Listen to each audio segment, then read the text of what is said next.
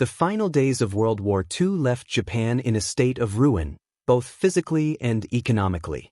With the signing of the Instrument of Surrender on September 2, 1945, the Empire of Japan's naval force, once one of the largest and most feared in the world, became a shadow of its former self. In the wake of the defeat, the once thriving war machine ground to a halt. However, while combat had ceased, the question of what to do with Japan's surplus warships had only just begun. The ships that had once sailed into battle were now stranded in a new era, where the need for them had vanished, but their existence posed significant economic, logistical, and political challenges. By 1945, Japan had built a formidable fleet of battleships, aircraft carriers, cruisers, destroyers, and submarines. The Imperial Navy had been crucial to Japan's military strategy throughout the war, but its losses were staggering.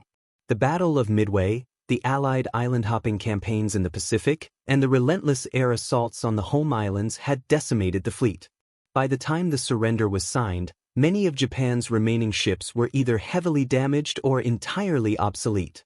Yet, despite the widespread destruction, a significant number of vessels remained intact, though they were not considered fit for further military service.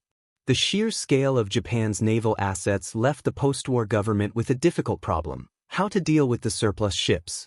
The Japanese Imperial Navy's peak strength during the war had reached a total of nearly 5,000 ships, which included everything from massive battleships like the Yamato to small, agile destroyers.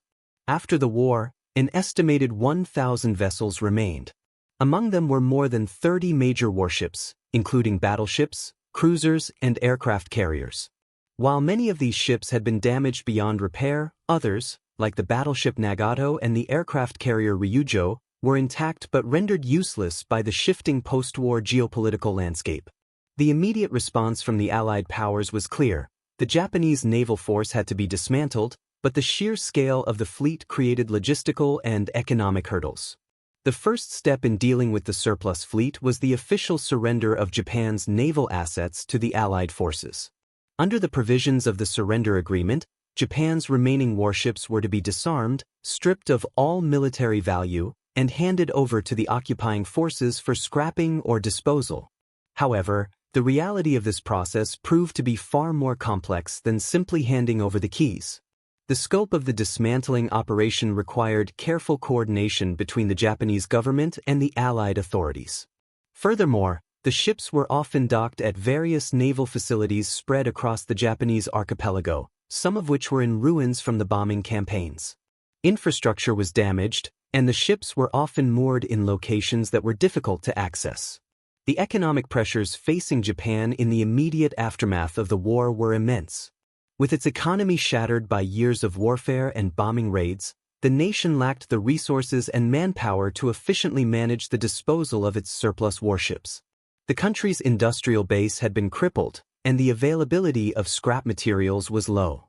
The cost of dismantling these vessels, many of which had been built with advanced technology and expensive materials, was far higher than anticipated.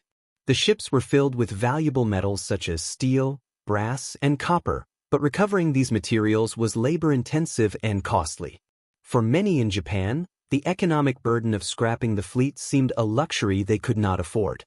In the face of these challenges, the first major decision regarding the fate of the warships came from the Allied authorities. Under the supervision of the U.S. Navy, Japan's fleet was divided into several categories. Some ships, especially the ones in the worst condition, were simply abandoned or left to decay. Others, deemed too valuable to be left to rot, were designated for immediate scrapping. The vessels that had once represented the power and ambition of Japan's military were now viewed through a different lens, as burdens that needed to be efficiently disposed of in a world where resources were scarce. One of the most iconic ships of the Imperial Japanese Navy, the battleship Yamato, became the centerpiece of this post-war dismantling effort. Despite its enormous size and symbolic importance, the Yamato had been heavily damaged during the war and was never fully restored. The Yamato, once a symbol of Japan's naval might, was eventually scrapped in 1947, its hull dismantled in a lengthy and painstaking process. Yet, even as the battleship met its end, a question lingered: What would happen to the thousands of other ships that had survived the war? As the Allied occupation continued, the Allied forces' influence over Japan's naval assets grew stronger. With the decision to demilitarize Japan fully, the remaining warships became political pawns in the larger game of post-war reconstruction. Japan's navy was officially dissolved in 1947, but the vessels did not simply vanish. The ships that had once carried Japan's military might were now part of a vast network of decisions about resources and rebuilding. The question of what to do with these ships had economic, logistical, and political ramifications that extended far beyond the immediate post-war period.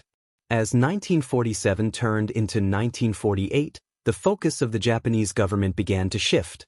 Under pressure from the occupying forces, many of the warships were sold off to be scrapped, but the process was far from orderly. Local officials, often lacking the resources and knowledge to properly handle the disposal, resorted to a chaotic mixture of methods. Some ships were scrapped in place, their hulls slowly rusting away in port, while others were towed out to sea and left to sink or scuttled in various locations. The method of disposal varied by ship, by location, and by the resources available. The dismantling of the fleet was not the end of the story, though. Some of the warships, especially the larger ones, were so massive that their scrapping posed challenges. The sheer size of these vessels made it difficult to dismantle them in a way that would allow for the recovery of materials in a cost-effective manner. As a result, some ships were simply left to deteriorate, a grim reminder of the lost empire they once represented. Others found new uses in a more unexpected way. They were repurposed as civilian vessels, though their transformation into peaceful assets was not without controversy. The history of these ships did not end with their official demise but continued to reverberate in the changing landscape of post-war Japan. Yet the fate of the surplus warships remained uncertain. By 1949, many ships had already been dismantled or abandoned, but some lingered on in the harbor, reminders of an era gone by. For the Japanese people, the memory of these ships became increasingly distant, as the nation focused on rebuilding its economy and infrastructure. The warships, once proud symbols of imperial might, were now little more than rusting hulks, stripped of their military significance and left to deteriorate in a world that had no place for them. The scale of the task was overwhelming. At its peak, it was estimated that over 200 warships were scrapped in the immediate aftermath of the war. While the U.S. Navy oversaw much of the effort, the Japanese government had to juggle the disposal of its ships while dealing with the demands of rebuilding a nation torn apart by years of warfare. The cost of this operation was staggering, and the environmental toll, though less understood at the time, would prove to be significant. The aftermath of the war was marked not only by the loss of life and infrastructure but also by the erosion of Japan's naval heritage. Yet, the story of Japan's surplus warships does not end in quiet abandonment. For some of these ships, their fates would be determined by unexpected turns in history. The final years of the 1940s marked the beginning of the Cold War, and the United States began to consider the role Japan might play in the new geopolitical order. The fate of the warships became intertwined with these larger political shifts. But for now, in the immediate aftermath of the war, the ships remained an uncomfortable symbol of a defeated empire, their future uncertain as Japan struggled to move forward. Under the shadow of post-war reconstruction, Japan's surplus warships slowly faded from public consciousness. The initial frenzy of military disbandment had given way to a quieter, more pragmatic effort. Yet the process of dealing with the ships, particularly those that remained functional or in relatively good condition, was far from straightforward. While large portions of the fleet had been dismantled in the immediate aftermath of the surrender, some vessels were retained for a variety of reasons, including political, economic, and even pragmatic ones, long after the war had ended. As the post-war years unfolded, the disposal of Japan's surplus warships became more entangled with the broader question of the nation's future.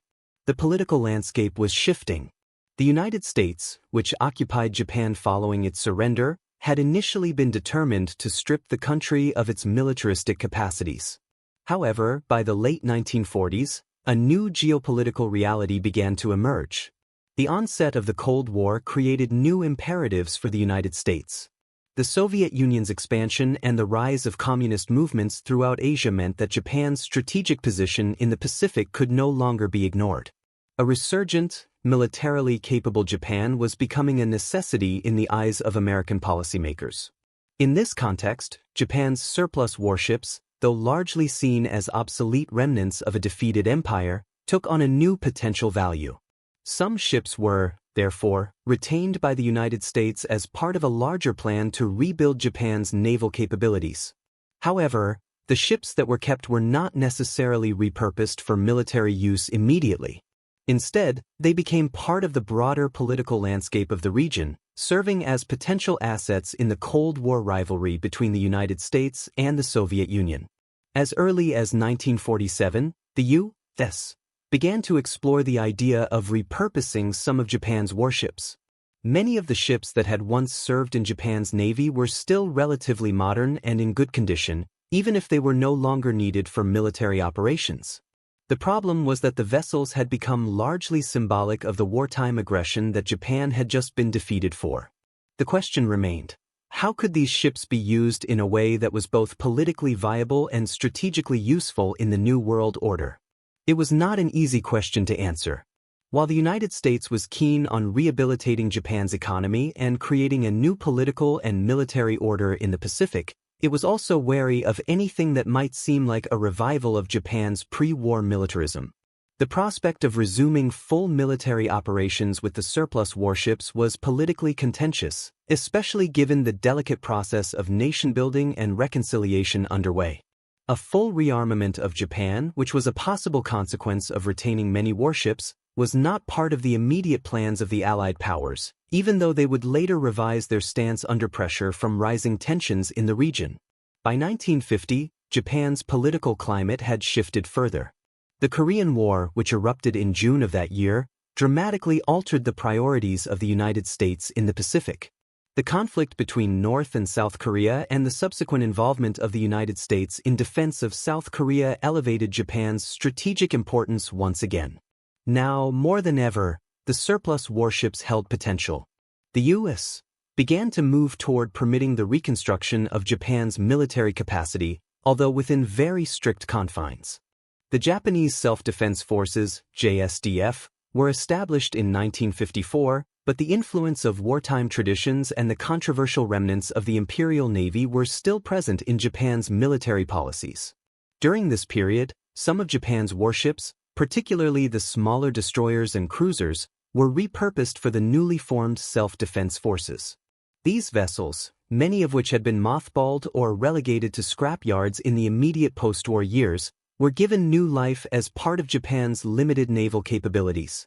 The process of converting warships into defensive assets was slow, but it marked a shift in how Japan was approaching its military identity in the post-war world. The ships that had once been used in combat were now refitted for a defensive role, a far cry from their aggressive wartime purposes. Yet, even as these ships were brought back into service, the scars of their past were undeniable. Many of Japan's surplus warships, however, were not so fortunate. They were sold off, scrapped, or simply abandoned. Some were converted into civilian ships, though this was not an easy task. The transition from a highly specialized military vessel to a civilian use meant that the ships had to undergo extensive modifications. In many cases, the costs associated with these conversions were so high that the ships were sold for scrap rather than repurposed. The sheer volume of surplus ships made this process overwhelming. Even though some vessels were converted into commercial vessels, many were simply left to rust away in harbors or scuttled in deep waters. The scrapping process was, in itself, a monumental effort. The dismantling of these ships took years, and often the process was as painful as it was necessary. Large-scale salvage operations began in earnest as the 1950s progressed. At the peak of the scrapping effort, several large yards in Japan were dismantling warships on an industrial scale. Among these facilities was the Yokosuka Naval Base, where the U.S. Navy played a role in overseeing the disposal of ships. These efforts were coordinated under the watchful eyes of the occupying forces, but the process was not without controversy. The environmental impact of this mass disposal was considerable. In an era when the understanding of environmental consequences was limited, the act of dismantling ships that had once been part of the most advanced fleet in the world was, in hindsight, catastrophic. The massive quantities of metal and other materials that had to be processed often led to pollution of local waters. Toxic substances from the ships, such as oil, lead, and asbestos, contaminated the waters surrounding the disposal sites. However, at the time, these environmental costs were often ignored in favor of the immediate goal, the swift elimination of surplus military assets. In addition to the physical destruction of the ships, there was an emotional and psychological cost for the Japanese people. For many, the remnants of the Imperial Navy symbolized a time of glory and pride, even if that era was now tarnished by defeat. As the ships were dismantled, sold, or converted, it became clear that the past was being erased. The fleet that had once symbolized the power of the Japanese Empire was now relegated to the scrap heap. The history of the ships, their crews, and their battles became increasingly distant and harder to grasp.